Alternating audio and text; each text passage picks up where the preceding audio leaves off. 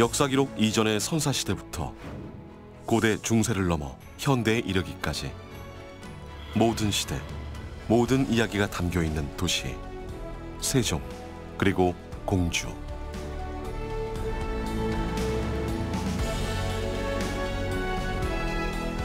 고대 삼국시대 백제의 수도였던 공주. 지금은 행정수도라는 새로운 역사를 써나가고 있는 세종. 찬란한 빛으로 이어지는 유구한 역사의 숨결을 따라갑니다. 공주나 세종시 같으면 어떠한 점이 가치가 뛰어나느냐. 바로 그거는 백제 문화가 있고 우리나라의 4대 강 중에 하나인 금강이 흐르고, 금강의 중심인 공주와 세종은 그 옛 것을 기반으로 해서 새 것을 만들어가는 그러한 것. 공주는 과거를, 그리고 세종은 현대를 대표하는 그런 아주 좋은 도시다, 이렇게 볼 수 있습니다.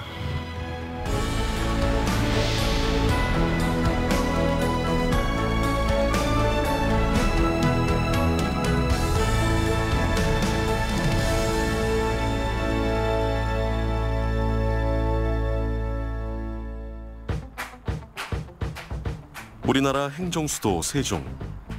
세종의 가을은 축제로 문을 엽니다. 시민이 만들어가는 화합의 한마당. 자전거 수송 부담률 20%를 지향하는 자전거 도시답게 자전거 축제에서부터 최근 트렌드를 반영한 한복 패션까지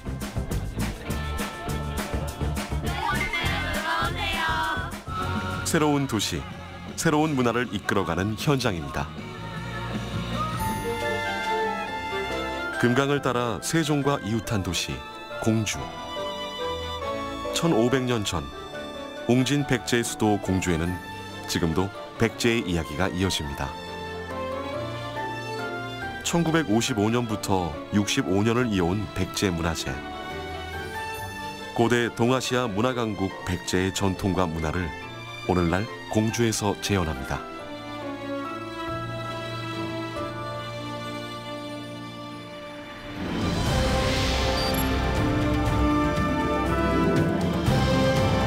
금강이 품은 도시 공주.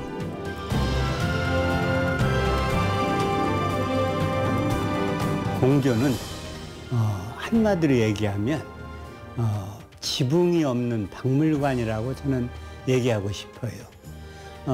지금부터 30만 년 전의 구석기 시대의 유물부터 최근의 유물까지, 세종 공주 지역에 있는 백제 선사시대부터 역사시대까지 현재까지 이루어진 어떤 역사 자원을 한번 정리해보면 금강이라는 큰 물줄기를 중심으로 인간이 생활하기에 아주 좋은 인문환경을 선사시대부터 갖추고 있었다는 거죠.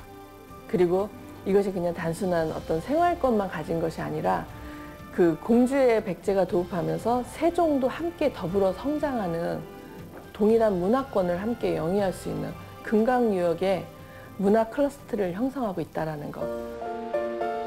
공주의 역사는 역사가 기록되기 훨씬 전으로 거슬러 올라갑니다. 선사시대, 구석기 시대의 흔적이 남아있는 공주 석장리. 매년 봄이면 구석기 시대로의 여행이 펼쳐지는데요. 인류의 시작과 맥을 함께하는 공주의 역사. 그 길고 오랜 이야기를 전 세계인이 함께 나누고 이해하며 즐깁니다.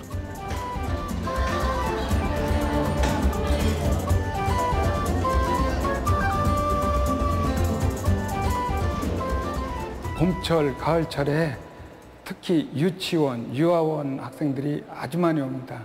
풍치도 좋고 또 잔디밭도 잘 가꿔져 있어서 너무나 이제 좋아하고 있습니다. 1964년 금강변에서 발견된 의문의 돌조각. 남한 최초로 구석기 유적이 발굴된 것인데요. 3만 년 전 구석기인들의 집자리 발굴. 중장비도 컴퓨터도 없던 시절에 손으로 파고 손으로 기록해 나갔습니다. 그 덕분에 우리는 그동안 부정당했던 한반도 구석기의 실체를 확인하게 되었는데요. 한반도에는 구석기 역사가 없다는 일본 학자들의 주장을 깨고 한반도의 새로운 역사를 쓰기 시작한 것이죠.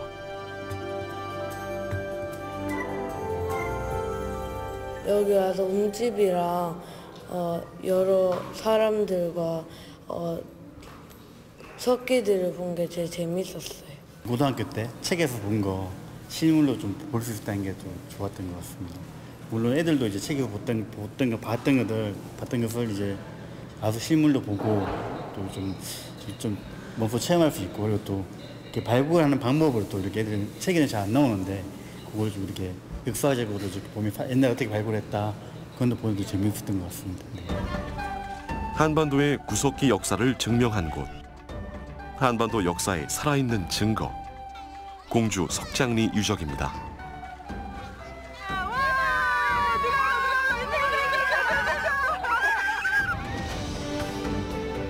석장리에서 강을 따라 약 7km 정도만 이동하면 묵직한 철교를 하나 만나는데요. 공주를 상징하는 구조물 중 하나인 금강철교입니다. 서울과 목포를 연결하는 일본 국도 위에 1933년에 놓였습니다. 금강철교는요, 그 당시에 한강이남에서는 가장 긴 철교에 속했고요.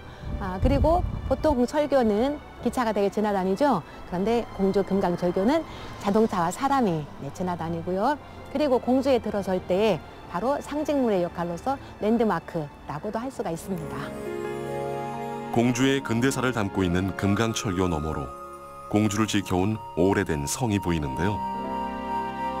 비단결 금강이 감싸 흐르는 고풍스러운 성곽. 옹진 백제 시기를 대표하는 왕성, 공산성입니다.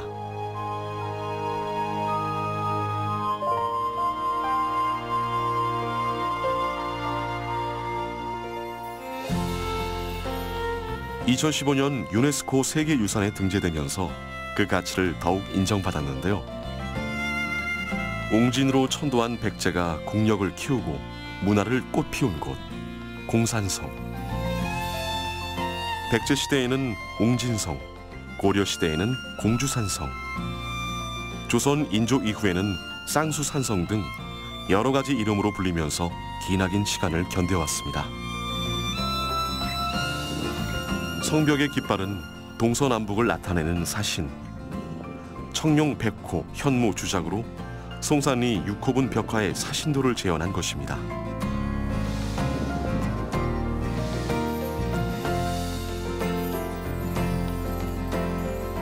공산성 안의 다양한 이야기를 따라가 보는데요. 그 첫 번째는 조선시대 인조와 관련된 쌍수정입니다. 공산성 하면은 흔히 백제만을 떠올리기가 쉬운데 이곳 쌍수정은 조선의 역사를 간직하고 있는 곳입니다. 쌍둥이 나무 정자 쌍수정. 여기에 담긴 이야기는 이렇습니다. 인조가 이괄의 난을 피해 이곳까지 피난을 왔고 난이 평정되었다는 소식을 듣자 자신이 기대고 서 있던 나무에 정상품의 자코를 내렸다는 것입니다. 나무가 죽은 후에 영조 때는 정자를 지어 그때 일을 기념하게 했다고 합니다. 그러고 보면 이곳에서 풍경을 바라보는 것만으로도 웬만한 근심은 사라질 것 같습니다.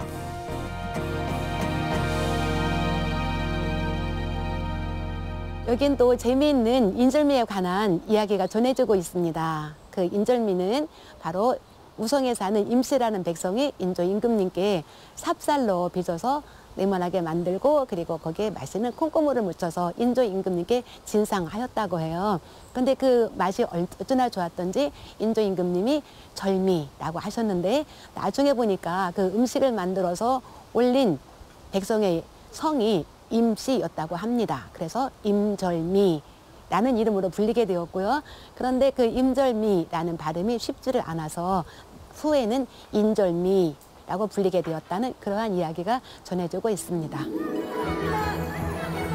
금강을 옆에 두고 정자와 연못이 나란히 있는데요. 만화루와 연지입니다. 성 안에 필요한 물을 공급하기 위해서 만들어진 연못일 텐데요. 단이 생기도록 가지런하게 돌을 쌓아 석탑을 거꾸로 세워놓은 듯한 모양을 하고 있습니다. 이 연지는 바로 백제시대 때부터 조선시대까지 사용되었을 것이라고 추정되는 연지이고요. 그 구조적인 면에서 보면 그 마치 9층 돌 석탑을 거꾸로 엎어놓은 듯한 그러한 모습을 하고 있어요. 그래서 마치 또 계단이 있어서 그 물에 대한 접근성이 좋은 그러한 특징도 가지고 있고요. 연지와 금강을 동시에 품은 정자, 만화로는 다양한 경치를 한눈에 즐길 수 있는 목 좋은 곳에 자리 잡았습니다.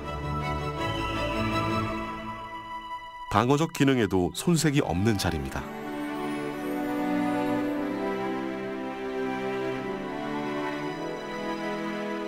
만화루는 조선 영조 때 지어졌다는 누각인데 바로 연지와 금강 사이에서 그 당시에는 이제 방어적 기능을 주로 했고요. 그 당시에도 거기에서 또 경치도 바라보기도 했다고 하죠.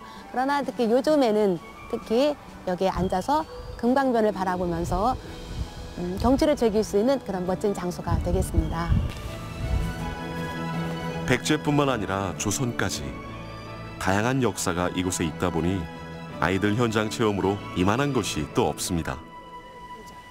일단 책으로 보던 거를 눈으로 보게 해주니까 저로서는 기쁘고요. 그리고 항상 이렇게 시내에 이렇게 학교만 다니다가 온다고 했을 때 애들이 기쁘게 따라와줘서 또 고맙고. 금강을 따라 즐기는 역사 탐방의 중심지, 공산성.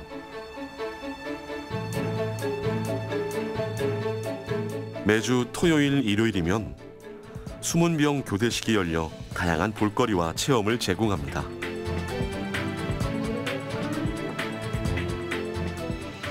그리고 현재는 그냥 단순하게 유적이 아니라 공주 사람들한테는 산책로가 되기도 하고 역사적인 유적지가 되기도 하고 휴식처가 되기도 하는 그런 곳. 그러니까 한마디로 얘기하면 공산성은 공주 그 자체라고 할 수 있는 거죠.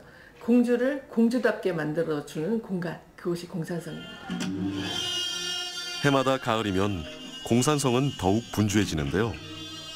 백제의 중흥을 이끈 무령왕의 일대기를 담은 뮤지컬 공연부터 동아시아의 해상교류 왕국 대백제와의 만남, 시민과 관광객 모두 하나가 되는 웅진성 퍼레이드 등 백제의 낮과 밤으로 떠나는 9일간의 여행이 공산성을 비롯한 공주시 일대에서 펼쳐집니다.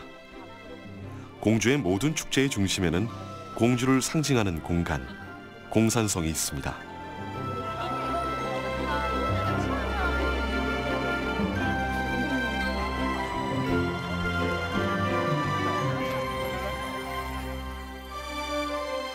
공산성과 이어지는 공주의 대표 명소, 송산리 고분군입니다. 송산리 고분이라고 하면 좀 생소하더라도 무령왕릉이라고 하면 누구나 알고 있을 텐데요.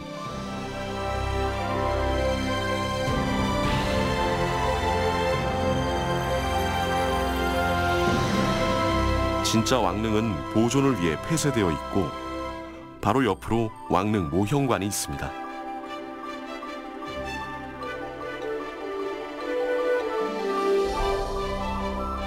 죽은 왕과 왕비를 보호하는 기괴한 동물, 석수. 국립공주박물관에서 그 진품을 볼 수 있는데요. 무령왕릉의 주인을 알려준 지석 또한 이곳에서 확인할 수 있습니다. 이름을 가진 최초의 고대 왕릉, 무령왕릉의 출토 유물들을 잠시 살펴보는데요.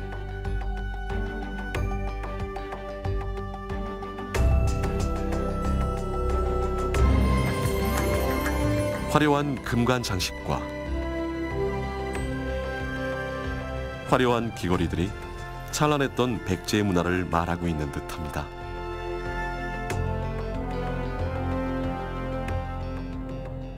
(1971년) 우연히 발견돼서 발굴조사하게 된 무령왕릉은 무덤 조사 과정에서 지석이 출토되었고 지석의 내용에서 무덤의 주인이 누군가, 문영왕이라는 것이 실제로 밝혀진 유일한 무덤입니다. 무령왕릉은 검소하고 소박하다라고 말했던 기존의 백제 문화를 화려하고 섬세한 문화다라고 다시 재정의할 수 있게 해줬던 그런 무덤이라고 생각합니다. 벽돌마다 새겨진 연화문 무늬와 중앙에 새겨진 글씨, 그리고 아치형으로 쌓아 올린 구조를 볼 때 처음부터 완벽하게 설계된 무덤임을 알 수 있는데요. 구경을 하면 할수록 무령왕릉에 담긴 이야기 하나하나가 흥미롭습니다. Well, it's far more impressive than exhibit than the literature suggests. For tourists, this is a very impressive place. Far bigger and far more educational detail than I've read before. So I'm pleased to be here. But no, it's a good insight into this early history. I really appreciate it. The work of the bricks and all the patterns on the bricks, like all this work, very interesting for that time of that period of when they were alive. The height of the tomb is very impressive, and how they came to be buried together, the king and the queen. 흥미로운 요소가 많은 만큼 관광객이 많은데요. 특히 아이들의 관심이 집중됩니다.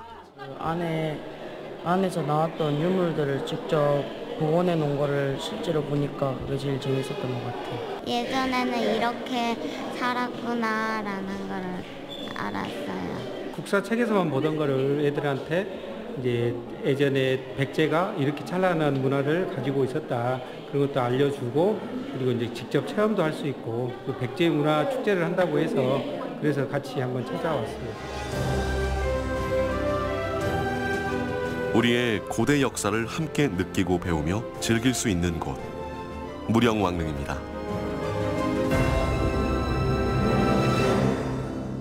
무령왕릉은 그 무덤으로서 역사적인 가치가 아주 높다고 봅니다. 특히 그 이집트의 피라미드 같은 것들도 다 무덤이잖아요. 그래서 그런 그 역사적인 그 가치가 높은 그런 그 관광 자원을 활용하는 것이 굉장히 중요하다고 봅니다. 무령왕릉과 송산리 고분군이 있는 송산의 북쪽 끝자락. 산 밑으로 터널이 지나가는 이곳에 무령왕릉과 관련된 유적이 있습니다.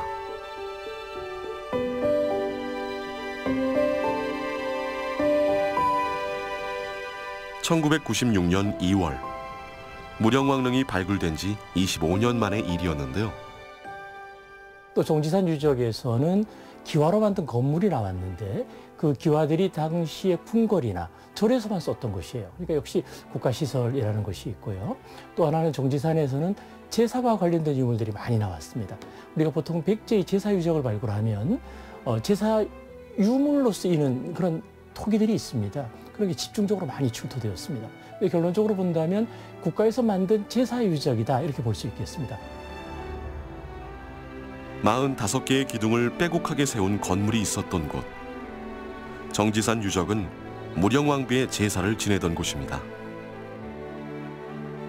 그런데 백제는 한성을 등지고 남쪽으로 내려오면서 왜 웅진을 수도로 삼은 걸까요?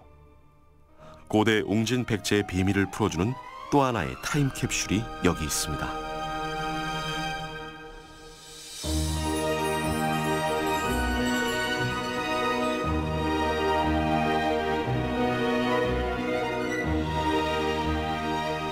한성 백제가 이제 한강을 떠나서 그 중심이 공주로 오게 됩니다. 공주로 오게 된 데는 어떠한 이유가 있을 것입니다. 그 당시 이쪽에 있었던 지배 세력, 즉 수촌리를 중심으로 하는 그 지배 세력이 도움이 있었을 텐데요. 그 지배 세력이 확인된 유적이라는 데 의미가 있습니다.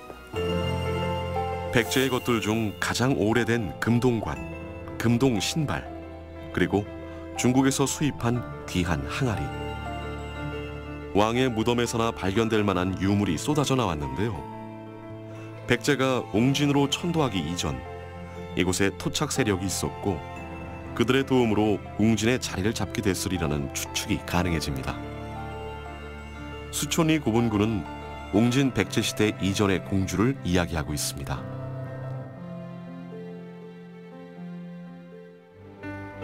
전란이 일어나도 화를 면할 수 있는 십승지지 중 하나라는 태화산. 그 깊은 산 속에 역사의 순간순간을 함께한 마곡사가 있습니다.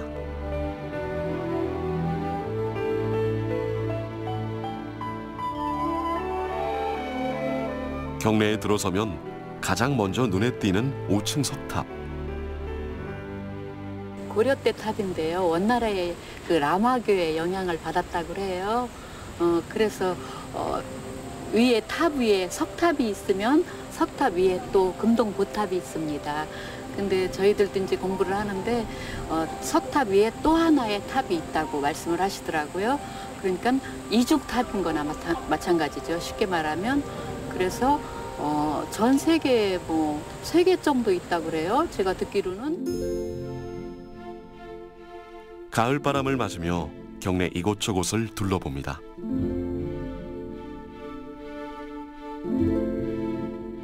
마곡사의 중심 법당인 대웅보전을 만나는데요. 여느 절처럼 석가모니불을 중심으로 약사 열애불, 아미타불을 모시고 있습니다. 기도를 드리는 이 공간에서 유독 반질반질 빛이 나는 기둥이 하나 있는데요. 이 대웅보전의 쌀이나무 기둥인데요. 보통은 사람들이 쌀이나무 기둥으로 알고 있어요. 쌀이나무 기둥을 몇 번 돌았느냐, 뭐 그래서 천당도 가고 지옥으로도 가고 그렇다고 그러는데요. 대웅보전한 4개의 쌀이나무 기둥. 극락길에 가고 싶은 사람들의 마음이 남긴 세월의 흔적입니다.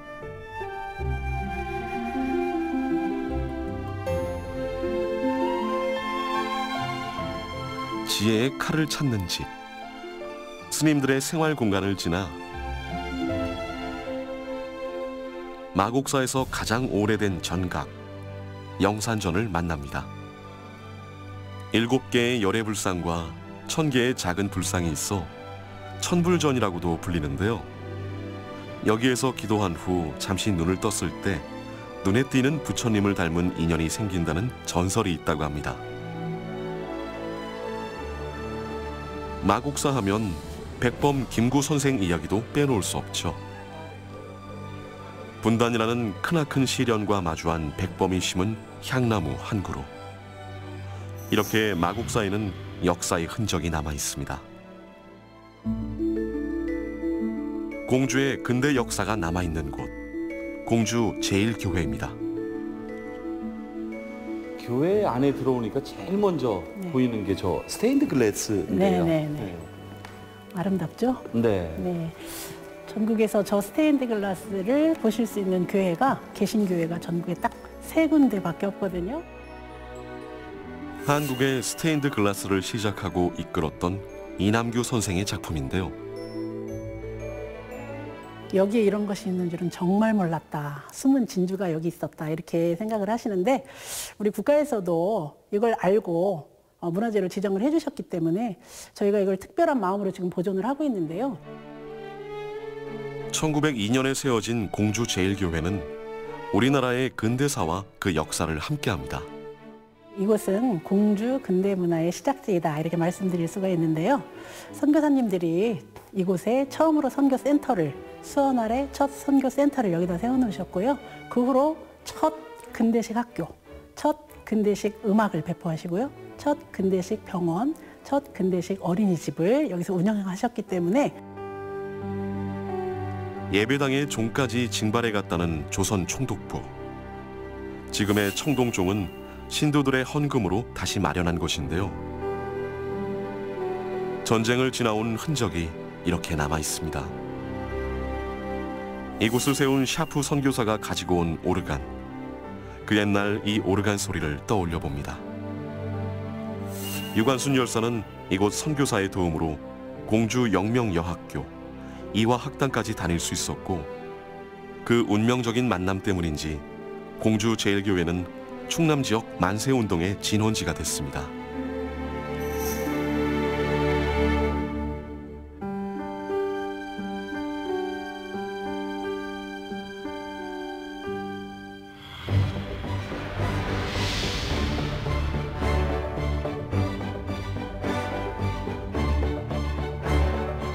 금강이 품은 행정수도, 세종특별자치시. 2012년 7월 국토균형발전 가치 실현을 위해 출범했습니다.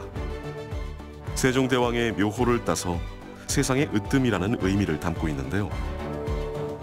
신석기 시대부터 역사가 다 살아있기 때문에 역사와 신도시가 공존하는 도시로서의 미래가 밝다고 봅니다.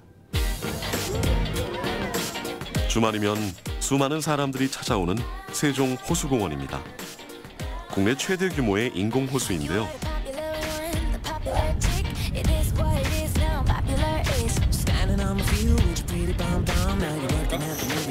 세종 호수공원은 시민들의 휴식 공간이자 다양한 축제가 열리는 장입니다. 버스 타고 친구들이랑 같이 놀러 왔는데 한복 대여하고 오다 보니까 진짜 시간 가는 줄 몰랐어요. 한복도 입어보고 새로운 소품도 만져보고 축제 분위기를 즐겨봅니다. 축제 분위기를 한껏 높여주는 꼬마 기차까지 아기자기한 즐거움을 놓치지 않았는데요. 네, 저는 대전에 사는데 지금 마침 지휘를 잠깐 쉬고 있어서 애기랑 같이 갈 수 있는데 어딘가 좀 찾아보다가 세종 호수공원이 굉장히 잘 돼 있다고 해서 이렇게 한번 시간 내서 한번 찾아왔습니다. 애기도 굉장히 좋아할 것 같고요. 나중에 또 기회가 된다면 다시 한번 오고 싶은 그런 장소입니다. 특별히 축제 기간이 아니어도 주말마다 공연이 펼쳐지는데요. 열린 무대, 시민 누구나 참여할 수 있는 무대입니다. 신청만 하면 누구나 이용할 수 있고 모든 시민이 함께 즐길 수 있습니다.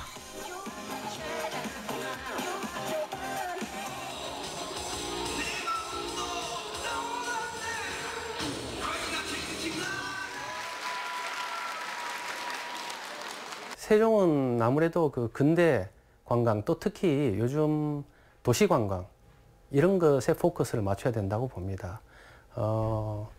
아시다시피 세종호수나 또는 그 세종국립도서관 같은 경우에는 관광객들이 많이 찾을 수 있는 그런 훌륭한 관광 자원이라 이렇게 볼 수 있고요. 다양한 축제의 공간, 최고의 수상 무대 등 세종호수공원은 다양한 테마, 다양한 이야기가 있는 공간입니다. 세종호수공원은 담수 면적이 32만 2,800평방미터로 50만 8천 톤의 물이 담수되어 있습니다. 우리나라 최대의 호수공원입니다. 수심이 평균 1.5m로 깊은 곳은 3m에 달합니다. 또한 세종호수공원은 수상무대섬, 축제섬, 물놀이섬, 물꽃섬, 그리고 습지섬 등 5개의 테마 구역으로 이루어져 있습니다. 호수 주변에 조성된 잔디밭과 산책로, 그리고 자전거 도로는 시민들이 여유롭게 휴식을 즐길 수 있는 공간입니다. 저희 호수공원 자주 오는 편인데요. 뭐 경치도 좋고 행사도 많이 해서 아이들하고 와서 놀거리도 많고 네, 좋은 것 같아요. 제가 세종 온 지 지금 5년이 됐는데 갈수록 계속 발전을 하는 것 같아서 너무 기분 좋고요. 그리고 뭐 세종 시민뿐만 아니라 주말 되면은 뭐 청주, 대전 이쪽에서도 굉장히 많이 놀러 오거든요. 그래서 되게 세종 시민으로서 자부심도 느끼고 자연이 있고 사람이 있는 곳. 그 분위기가 가끔은 화가의 작품에 담기기도 합니다. 도심 속 시민들의 휴식 공간인 호수공원이 어떤 빛깔, 어떤 모습으로 표현될까요? 이 세종 호수공원에는 종종 계절 바뀔 때마다 나오곤 하는데요. 특히 지금처럼 이렇게 가을 색이 막 물들고 이렇게 빛깔이라든가 마음을 참 편안하게 만드는 이 계절에 특히 많이 나오곤 합니다. 특히 나와서 곳곳에 서서 그림을 그릴 때마다 다양한 풍광을 느낄 수가 있는데요. 정형화된 모습이 아니라 자연 그대로의 어떤 곡선미도 가득하고 여러 가지 색과 많은 사람들을 만날 수 있어서 좋은 것 같습니다.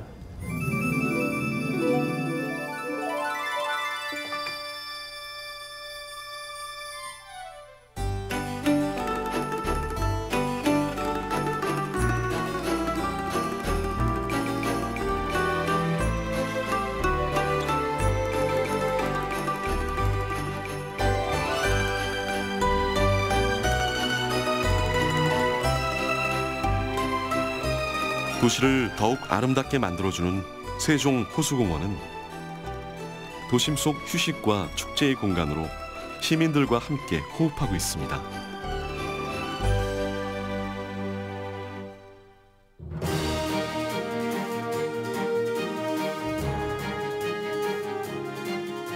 사실 세종특별자치시는 정부 청사에서 시작됐다고 해도 과언이 아닙니다. 2012년 9월 국무총리실을 시작으로 36개 정부기관이 세종시로 이전하면서 세종특별자치시 건설이 본격화됐는데요. 권위적, 수직적인 자세를 탈피하고자 하는 의지가 청사의 낮은 건물, 수평적 구조로 표현되고 있습니다.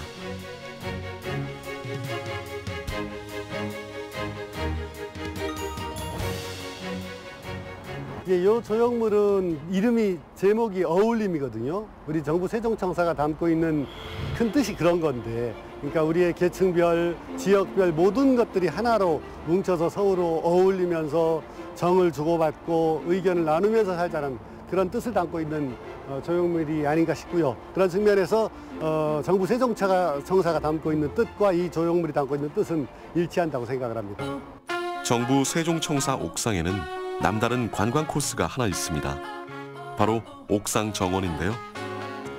기다란 청사 건물을 하나로 이어주는 세계 최대 규모 정원입니다. 정부 세종청사 옥상 정원은 건물 15개 동이 하나로 연결되어 있어요. 옥상 면적이 79,145평방미터로 길이가 3.6km에 달해서 세계에서 가장 큰 옥상 정원으로 2016년 5월에 기네스북에 등재가 되었습니다. 세계에서 가장 큰 옥상 정원. 그 기념사진을 올망졸망 아이들도 담습니다. 다양한 꽃과 함께 사진 찍기 좋은 장소들도 마련되어 있어서 유치원 아이들의 나들이 장소로 많이 찾고 있는데요. 그동안 정부청사였던 특수성상 보안 문제랑 안전 문제 때문에 많이 개방을 못했었습니다. 그러나 올해 이제 국민과 시민에게 돌려주려고 9월 12일부터 지금 개방을 실시했고요.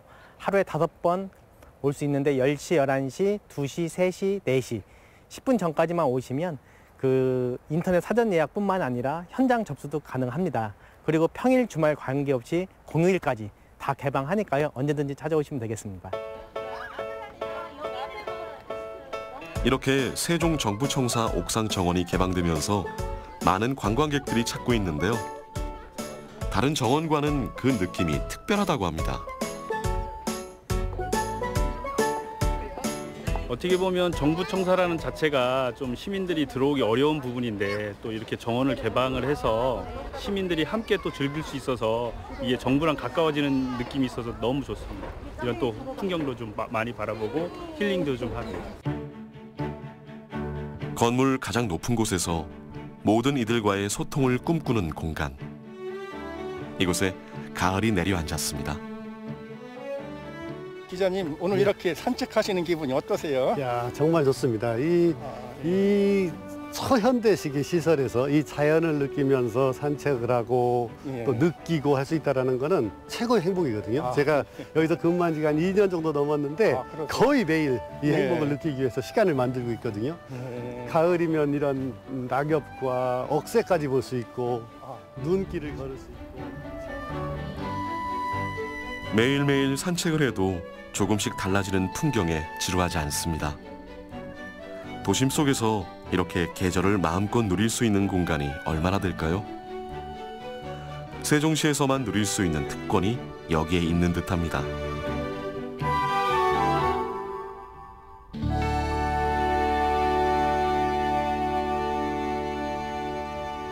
역시 사실 우리 세종시, 세종청사라는 게 아무것도 없던 데다가 콘크리트로 새로운 도시를 만드는 건데 그 청사 위에다가 새로운 생명을 갖다 심어서 활기를 불러 넣어준다고 할까요? 어떻게 보면 정부 세종청사를 라는 그림을 그린 마지막 점을 찍는 활용점정의 의미가 있다고 생각이 되고요. 사실 여기가 다른 청사와 달리 어떤 우리 국민과 우리 공무원들의 소통이라든가 이런 측면에서 여러 가지 의미를 갖고 있는데 그런 것에도 그 플러스가 된다고 생각을 합니다. 옥상 정원은 성곽 둘레를 돌며 무병장수를 기원하는 순성놀이에서 착안해 설계되었다고 하는데요. 행정수도 세종특별자치시의 꿈. 수평으로 이어진 소통의 의미가 이곳 정부 세종청사에 있습니다. 대한민국 역사의 기록. 우리 현대사의 모든 것이 있는 곳. 대통령 기록관입니다.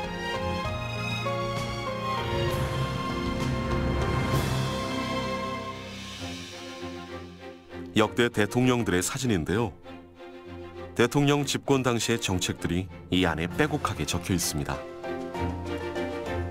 해방 이후 전쟁을 겪고 잘 살아보자고 외치던 그때, 유신 정권을 지나 경제 부흥을 외치던 시절, 민주화를 갈망하던 시절, 그 모든 이야기가 이곳에서 주마등처럼 지나갑니다.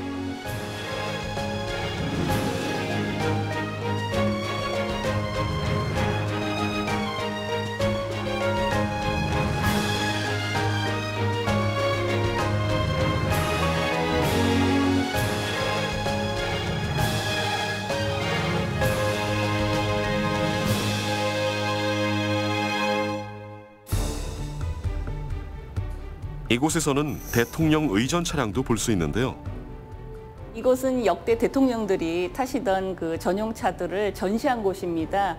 보시다시피 이렇게 8대의 차들이 있는데 이 차는 특별히 올해 6월 달부터 일반 국민들한테 공개가 돼서 대통령이 탔던 차들을 직접 시승해서 해볼 수 있는 경험을 갖게 할 수 있기 위해서 시작한 그런 곳입니다. 지하 주차장이었던 공간을 차량 전시관으로 바꿨다고 하는데요. 의전 차량을 직접 타볼 수 있다니 꿈만 같은 경험이겠죠. 번호판 대신 이렇게 봉황 무늬가 있는데요. 단순한 이동 수단을 넘어서 업무와 안전까지 보장하는 최고 수준의 자동차입니다. 대통령 기록관에는 대통령의 일상을 경험해 볼 수 있는 공간들이 마련되어 있는데요. 대통령처럼 내빈을 맞이하고 진무를 보고 대통령이 된 듯 한 번쯤 체험해 보는 것도 좋을 것 같습니다. 역대 대통령들의 글씨, 휘호도 전시되어 있는데요. 글씨체에서 대통령마다의 성품이 보이는 기분이 듭니다.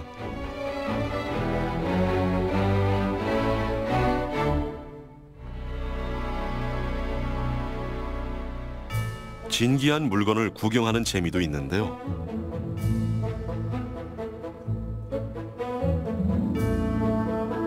이곳은 그 대통령이 해외에 나가셨거나 아니면 외빈들이 우리나라를 방문하셨을 때 대통령이 받으신 선물들을 전시하는 공간입니다. 한 지금 40여 점이 있는데 거의 다 진품으로 저희가 전시를 하고 있습니다. 관람객들이 가장 흥미로워하는 그 몇 가지 그 물건, 선물들 중에서 제가 말씀을 드리고 싶은 것이 요 선물인데, 이 선물은 김영삼 대통령이 중국을 방문하셨을 때 장쩌민 주석으로부터 받은 벼루입니다. 이거는 명조 5대 황제 때 제조한 그런 만드는 작품으로서 아주 귀한 그런 선물이라고 알고 있습니다. 연영묵 북한 총리가 노태우 대통령에게 선물했다는 은제 닭이 세트입니다. 한눈에도 귀해 보이죠? 보리스 옐친 러시아 대통령이 방문했을 때 선물했다는 화채 그릇 세트까지 귀한 구경거리가 이곳에 있습니다. 세계에서 가장 아름다운 도서관으로 꼽히는 국립세종도서관. 책을 펼쳐놓은 듯 커다란 접시인 듯 외관에서부터 눈길을 사로잡습니다. 시민 누구나 아무런 제한 없이 도서관을 이용할 수 있는데요. 국가대표도서관이 지역에 와서 특히 이 세종시에 중앙부처 14개 부처가 와 있지 않습니까? 그리고 주변에 국책연구기관들이 거기에 전적으로 그 전문 정보, 특히 정책 정보를 제공하는 도서관이라는 것이 가장 큰 특징이라고 볼 수 있습니다. 2013년 개관한 우리나라 최초의 정책도서관. 현재 60만 권을 보유하고 있는데 그 수는 계속 늘어나고 있습니다. 공부하는 공간도 있고 잡지 볼 수 있는 공간, 또 미디어 볼 수 있는 공간, 여러 가지가 다 갖추어져 있어서 그게 참 좋다고 생각합니다. 공공도서관이 굉장히 활성화하게 되어 있어서 이런 도서관 이용하기가 되게 많이 편하고 또 조금 더 또 오래 있고 싶고 더 이렇게 많은 것들을 이용하고 싶으면 국립도서관을 또 오기도 편안해서. 올해의 도서관 탑10으로 선정되기도 한 국내 최대 도서관인데요. 가장 큰 특징은 국가정책 자료를 쉽게 볼 수 있다는 것입니다. 누구나 쉽게, 누구에게나 열려있는 공간. 독서실과 도서실이 같이 있어서 자유롭게 이용할 수 있습니다.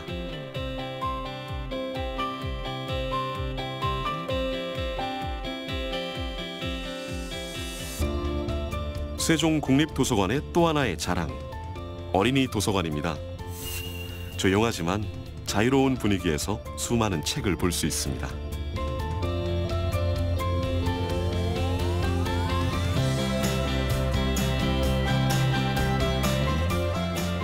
책을 제가 좋아하다 보니까 여러 가지 종류가 있는 도서관이라 더 좋은 것 같아요. 다른 도서관들보다 책이 많아가지고 한 달에 한 번 정도 와요. 잘 만들어진 지혜의 음식을 담아내고 있는 커다란 접시. 그 접시 위에 오늘도 또 하나의 음식이 담깁니다.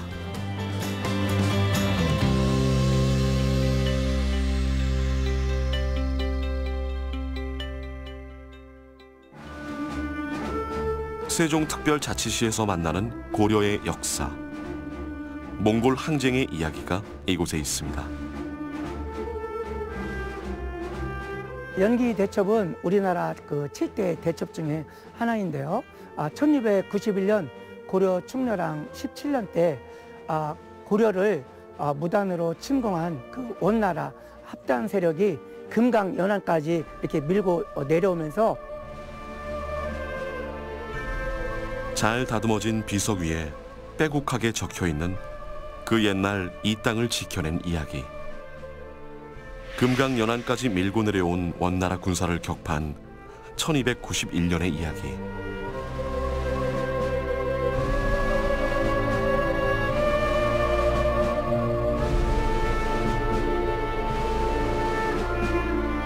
이 땅을 지키기 위해 목숨을 바친 사람들. 잊고 있던 역사의 한 페이지가 이곳에 있습니다. 세종특별자치시 장군면. 세종시로 바뀌면서 이곳 지명을 장군면으로 정했는데요. 그 이유는 뭘까요? 장군산 자락에 있는 묘소 하나. 조선 건국 초기 북방의 호랑이라 불리던 김종서 장군의 묘가 여기에 있습니다.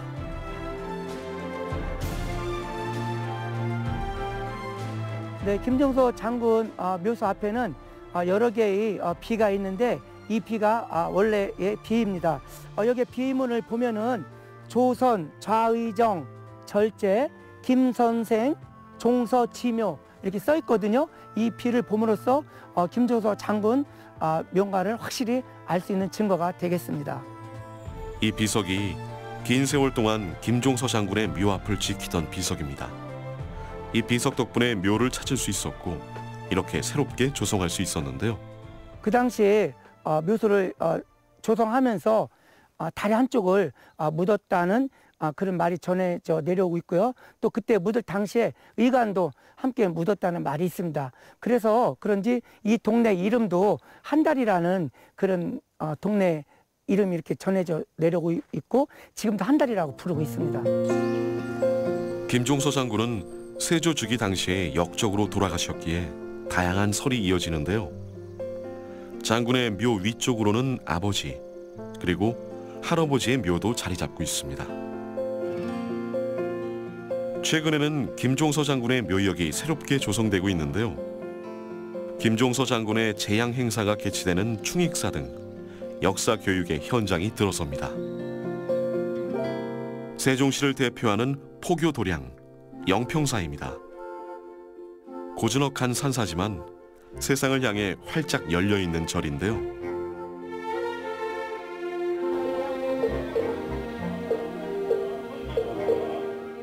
해마다 가을이면 청초한 구절초가 산사 주변으로 피어납니다.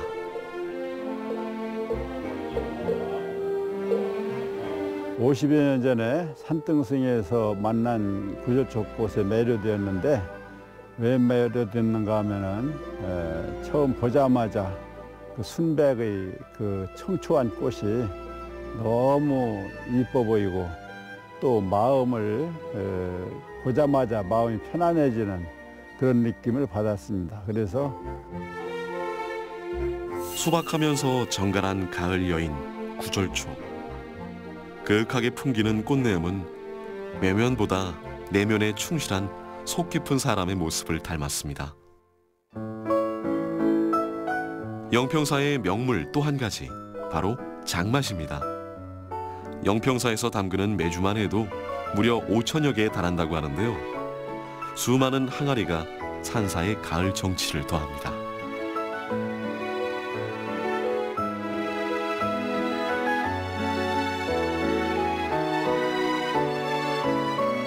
부강리 마을이 내려다 보이는 정남향의 집.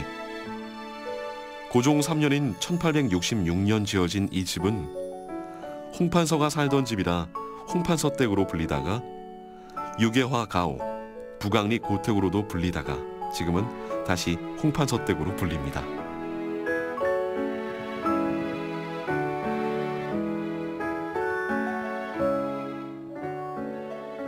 부강은 금강백길의 종점입니다. 따라서 조선 후기에 고관대작과 부호들의 집이 많았는데요. 지금 현재 문화재로 지정된 이 세종 홍판서 댁 하나만 남아 있습니다. 홍순영 판서인데요. 세월에 휩쓸려 모두 사라지고 단 하나 남은 조선 후기 양반집입니다. 그런데 미음자로 보이는 이 집의 구조가 좀 독특해 보입니다. 이 집의 건물은 중부지방에서 거의 볼 수 없는 미음자 집의 형태인데요.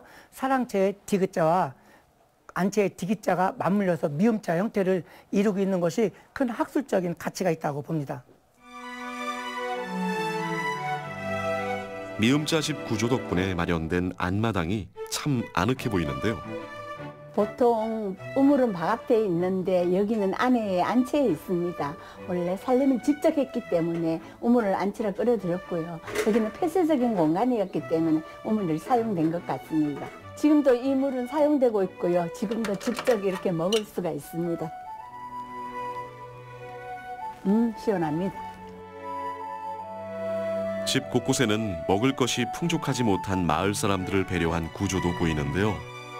바로 낮은 굴뚝입니다. 보통 굴뚝은 집 뒤에 이렇게 설치되어 있는데요. 다른 집은 굴뚝이 높잖아요. 여기는 이렇게 동네 사람들을 위해서 배려해서 굴뚝을 이렇게 낮게 했고요. 여름에 모기를 퇴치를 하였답니다. 배려와 실용성을 겸비한 잘 지어진 집. 집주인의 손길이 닿아 잘 가꾸어진 덕분에 오늘날도 많은 사람들이 찾고 있습니다.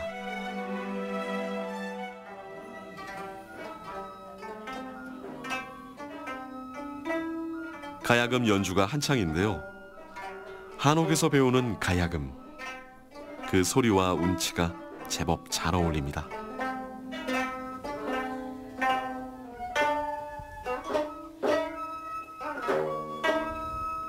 아니, 여기는 누구나 다 이용할 수 있는 곳을 알고 있어요. 옛날 악기이잖아요. 가야금이 전통 악기인데 전통 가옥에서 하니까 좀 더 소리도 깊게 들리는 느낌이랄까 더 좋은 것 같습니다. 자연을 닮은 소리와 이 고택의 고즈넉한 이 아름다운 맛과 어우러져서 더 깊은 느낌이 드는 것 같아요. 악기에. 저희 나이 또래는 이런 경험을 잘 느끼지 못하는데 저는 이런 경험을 느낄 수 있어서 좋아요.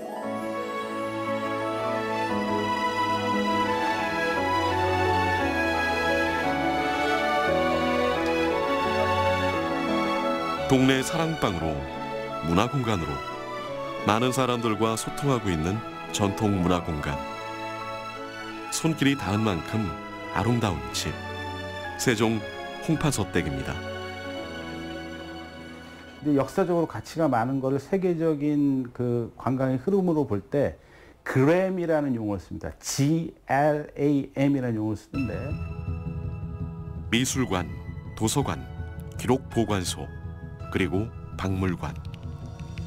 세계적인 관광의 흐름에 맞춰 세계적인 관광 도시의 꿈을 꿉니다. 역사의 모든 순간을 함께한 도시로서 새로운 도약을 꿈꿉니다. 백제의 수도 공주시, 현대의 행정수도 세종특별자치시, 선사시대부터 현재까지 이어지는 역사의 도시, 시대를 관통하는 역사 이야기. 도시, 역사를 품고 새로운 비상을 준비합니다.